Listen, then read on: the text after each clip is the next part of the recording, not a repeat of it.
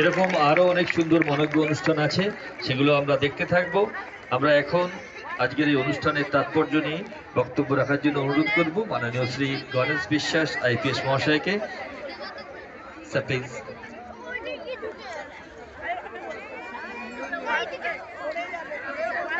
সবাই অনুষ্ঠান উপভোগ করুন, আরো অনেক সুন্দর